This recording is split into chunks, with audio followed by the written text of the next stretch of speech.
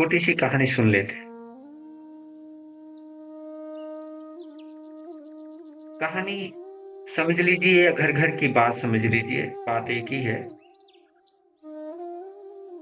एक ऐसा बंदा या कह सकता हूँ एक ऐसा व्यक्ति, क्योंकि घर के अंदर दो सदस्य बड़े महत्वपूर्ण होते हैं, पति और पत्नी।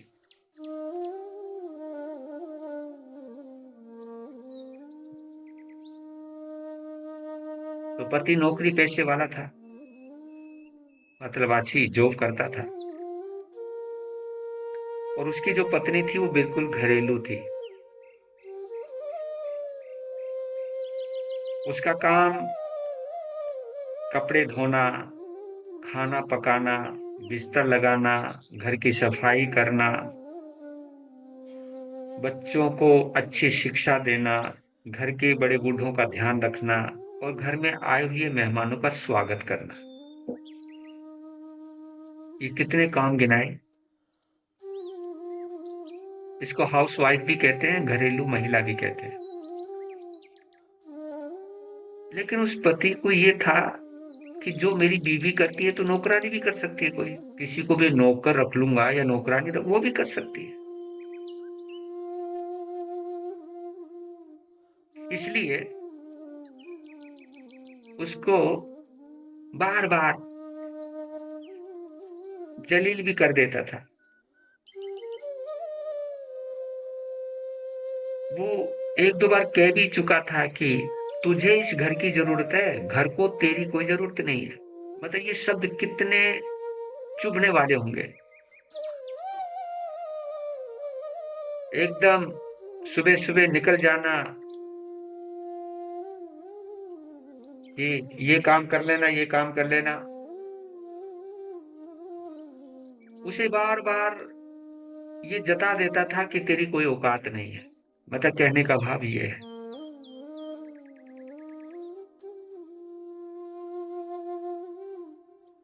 और उस महिला का नाम लता है और व्यक्ति का नाम मोहन है। तो लता भी मन महसूस कर रह जाती थी कि हाँ ठीक ही तो कहते हैं। दर्द होता था तो आंखों से आंसू आ जाते थे। लेकिन उसे ये पता था कि इन आंसुओं की कोई कीमत तो है नहीं।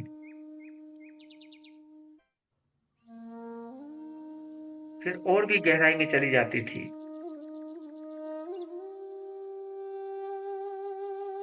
कि लड़की तो जन्म से ही पराई होती है।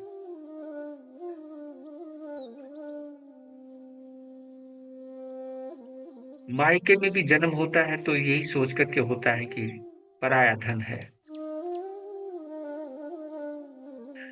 अगर कोई बेटी किसी के घर में 4-5 दिन फालतू रह जाए तो अड़ोसी पड़ोसी फप्तियां कसने लग जाते हैं। मतलब कितना नाजुक चरित्र है इस महिला का। मतलब सोचने लग जाते हैं ये इस घर में क्यों रह रही है, कोई कनेक्शन तो नहीं है, कोई बात तो नहीं। उल्टी बात ज्यादा सोचते हैं। कोई रिश्तेदार नहीं छोड़ता चुटकियां लेने में, बातें बनाने में।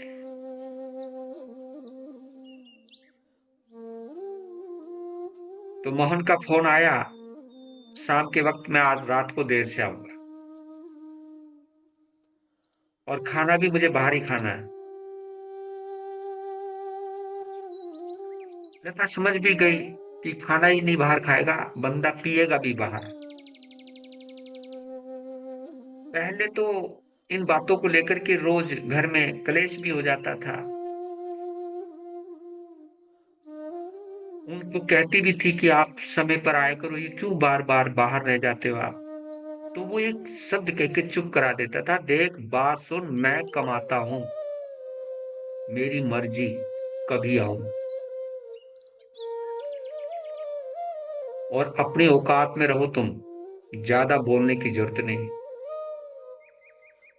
कमाता मैं हूं,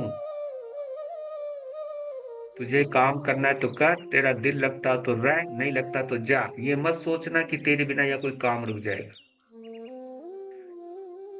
तो इन सब बातों को सुन करके उसने फिर निर्णय ले लिया कि अब टोकना ही नहीं।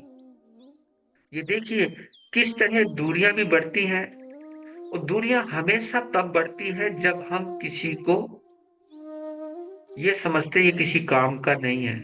हाँ, ये दूरियां ऐसे नहीं आ जाती। दूरियां की वजह अहंकार भी होता है, ईगो भी होती है, और दूसरे को महत्व नहीं देना, अपने को ही महत्व देना, ये दूरियां बढ़ने के कारण है। रिश्तों में कभी अहम नहीं होना चाहिए। अहंकार का आने का मतलब है कि आपने रिश्तों में अब दूरियां खड़ी करनी शुरू कर दी है। आप ये मान करके चलिए कि हमारा शरीर, हमारे पास माइंड भी है, हार्ट भी है, लीवर भी है, किडनी भी है, हमारा एक नाखून भी है, बाल भी है, हर अंग के अंग, हर अंग है जो हमारा, जो भी हमारा पार्ट्स ऑफ बॉडी है, हर किसी का महत्व है। आपके एक अंगूठे का नाखून निकल जाए या किसी उंगली का नाखून निकल जाए तो आप महसूस करोगे वो उंगली कमजोर हो गई है। हर चीज का महत्व है। ये अनेकांतवाद के आधार पर भी कह सकता हूं कि भगवान महावीर ने इतना प्यारा संदेश दिया व्यक्ति के अहंकार को तोड़ने के लिए कि तुम ये मत समझना कि दूसरे का महत्व नहीं है।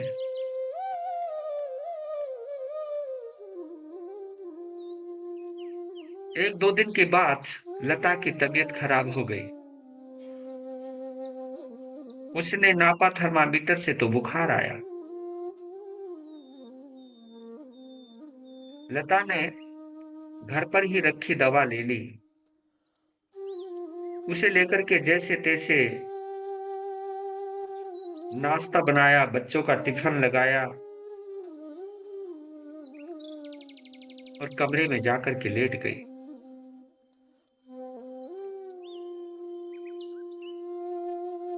और दूसरे दिन जब वो जाने लगा मोहन तो कह गया कि डॉक्टर को दिखा लेना। शाम तक लता का बुखार बढ़ता चला गया, उसकी तबीयत में जरा भी सुधार नहीं हुआ।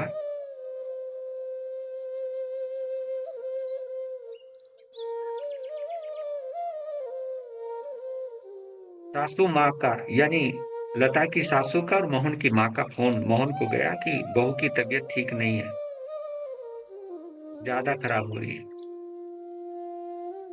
उसको बोल दो दवाई मैं शाम को और लेकर के आ जाऊंगा और डॉक्टर को दिखा लेगी वो। तो उस दिन तबीयत इतनी डाउन होगी कि वो उठ करके रसोई का काम नहीं कर पाई।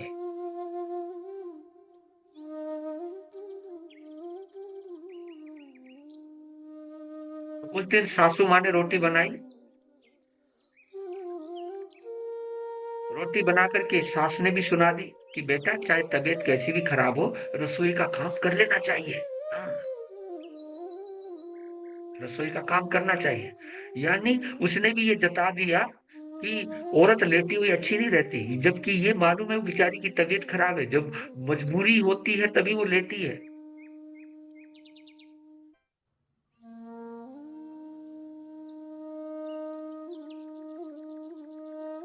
अगले दिन मोहन दवाई के लिए कहकर चला गया कि ज्यादा खराब हो तो डॉक्टर को दिखा लेना। तो उसके अंदर इतनी ताकत नहीं रही कि वो जा सके। तबीयत ज्यादा ही बिगड़ गई। तो पुनः मोहन की माँ का फोन आया कि बहू की तबीयत लगातार गिर रही है और खतरे में है वो। तो शाम के वक्त आया, देखा, डॉक्टर को दिखाया, तो तबीयत इतनी खराब हो चुकी थी कि लता, डॉक्टर ने जैसे देखा वो मर गई।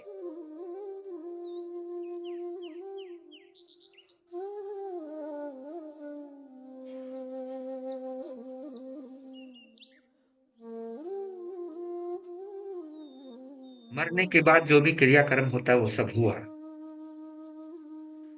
13वीं के दिन दिलासा देने वाले मेहमान आए और चले गए। सबका यही काम होता है, चले गए।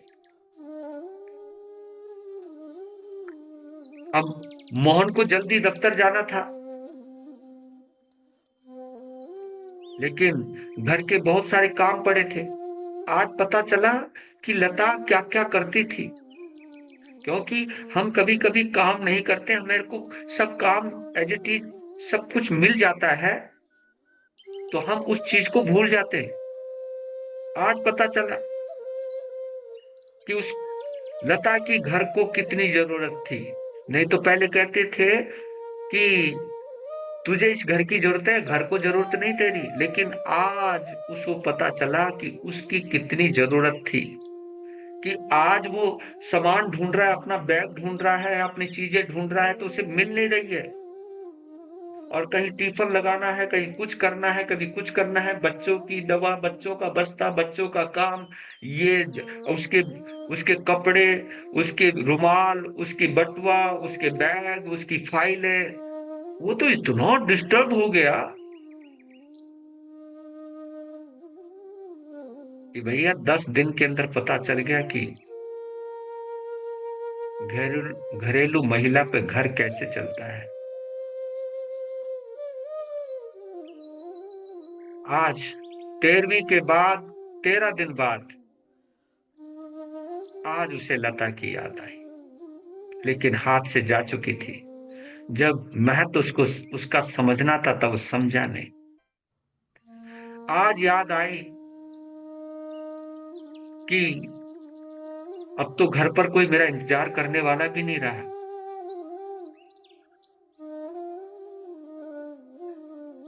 मेरे सिर में थोड़ा सा भी दर्द होता था तो वो मेरा सिर दबा देती थी। और जब वो बीमार हुई तो मैंने उसकी तरफ देखा तक भी नहीं, उसकी तबीयत के बारे में पूछा तक नहीं।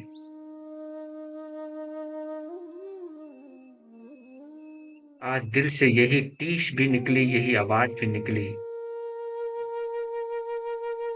कि जीते जी किसी की उपस्थिति में हम उसका महत्व नहीं समझ पाते। जब वो हमसे दूर हो जाता है तब पता चलता है कि वो व्यक्ति कितना महत्वपूर्ण था। लेकिन उसके बाद समझ के करोगे भी क्या? क्योंकि समय गुजरने के बाद तो फिर कुछ नहीं होता। बहुत रोया। आज पता चला कि एक महिला को जीवन संगनी क्यों कहा जाता है, जीवन साथी क्यों कहा जाता है। कुछ है ऐसा जो घर का नौकर और नौकरानी नहीं कर सकता।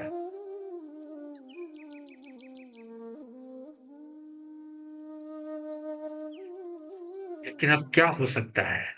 रोता रहा, बस कहानी खत्म। पर लेकिन सब कुछ लुटा के होश में आया तो फिर क्या आया। इसलिए मैं आप सभी को कहता हूं,